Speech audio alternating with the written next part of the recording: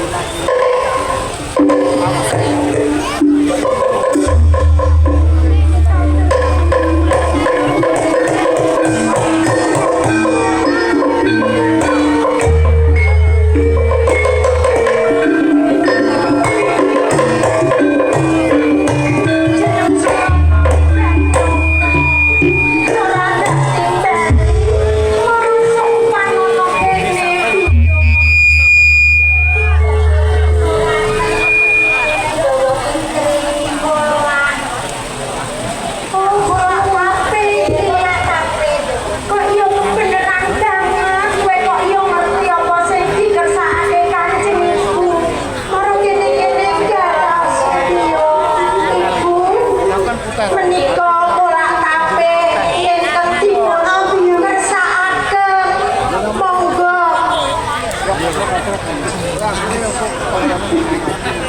monggo ibu dipun dhahar lho lah kok wonten cecak to hah ana cecake ibu mboten sisa didhahar menika wonten cecak mangke dipun damelaken malih ibu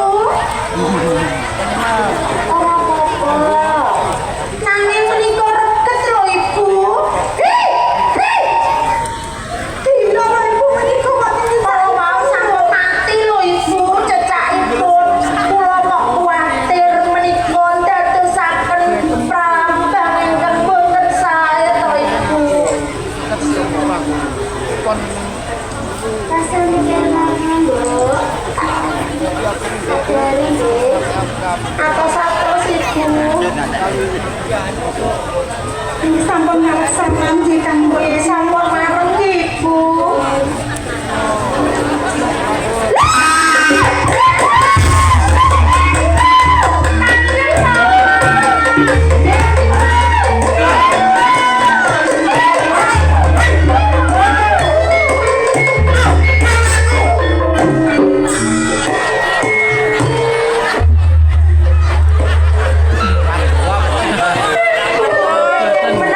Kalau senang kowe Tandra Kirana kok nganti kejadian kaya mangkene iki mau kejadian iki sejatos ibu boten wonten kok kahanan menapa-menapa nanging ibu ngersakaken dhahar kula tape wis ngene selak mesake kunapane marang ibumu ayo dirukti bareng-bareng ayo dirukti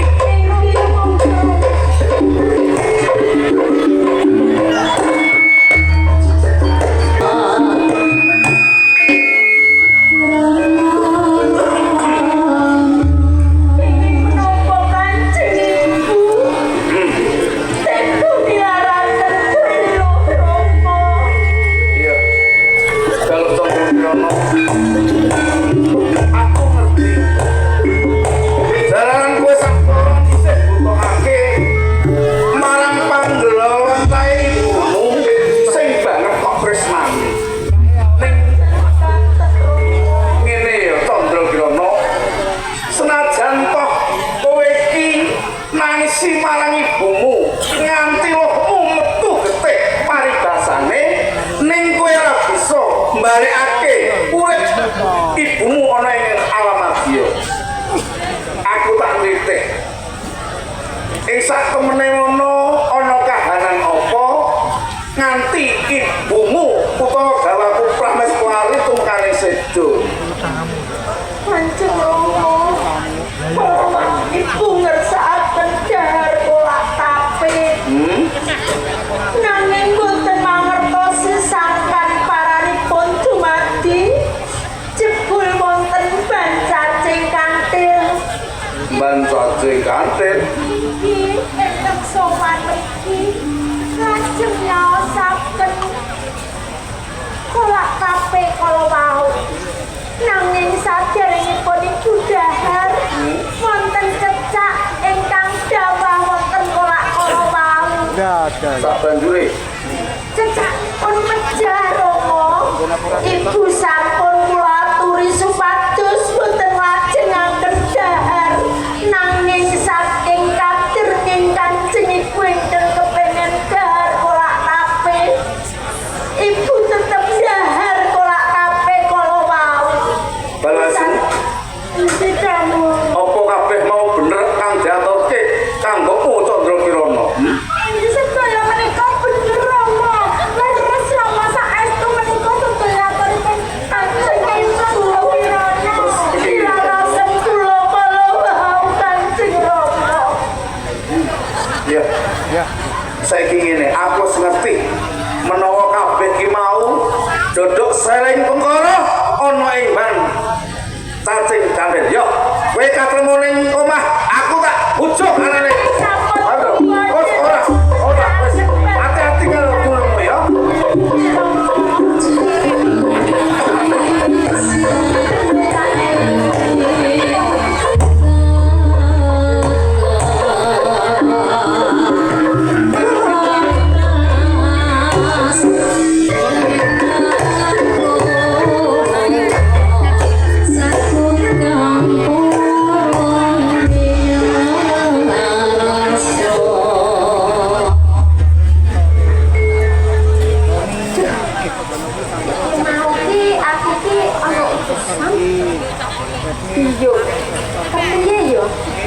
yo kasil apa yo bakal gawe seneng hatiku nanging yo mengkupi yen kasil kang mbok garwa prameswari iku sedo aku bakal kena duka kang masih ngono kok ora yo tapi kok yo mang nang endi yo kok gak ana puncuk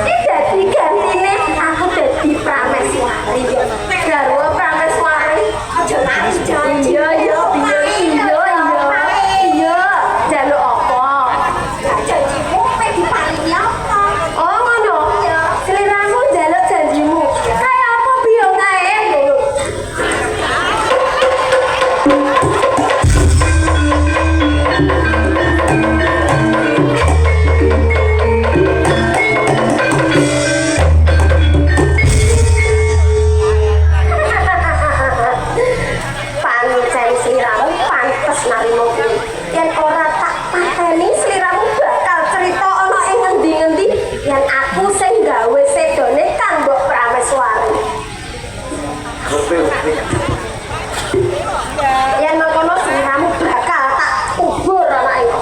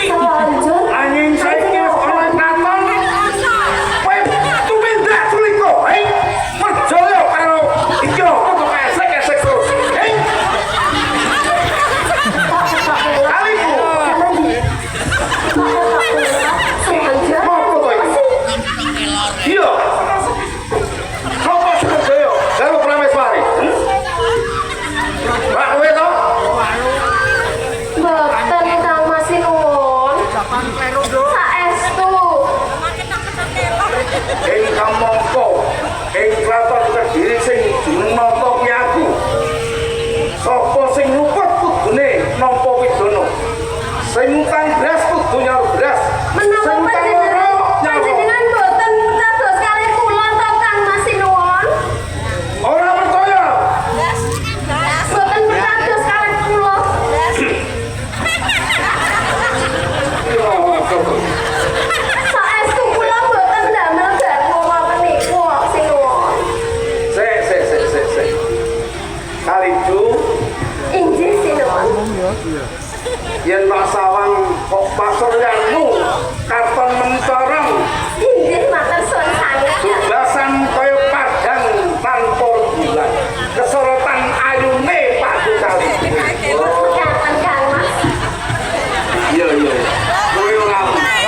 Kowe ora luput mati. Menika ingkang kula karmani Kang Mas. Ora mempan. Jagat raya iki sak lumayan bumi sak kruping langit pancen ora ana wong wayu kejaba Pak Butari. Inggih Kang Mas. Mekaten ingkang kula suwun dumateng panjenengan. Wong ayu Andi perjukunane. babut jane hati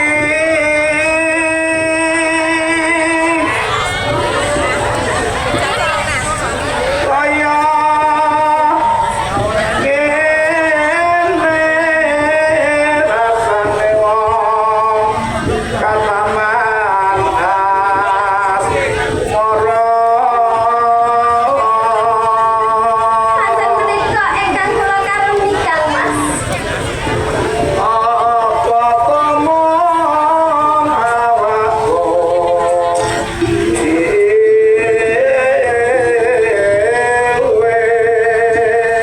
aku lugu ketek-ketek ya Inggih Kang Mas monggo.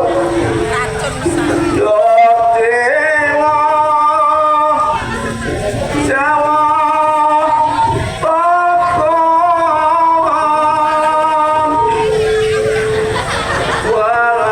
walasono rewa mami itu apa bakal keberatan gegar dengan bensin rame Inggih Kang Mas. Menawi mekaten sareng ageng sanget. menumpak nakoda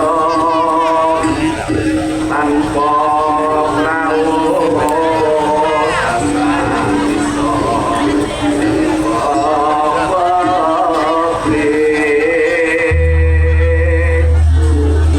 jam sari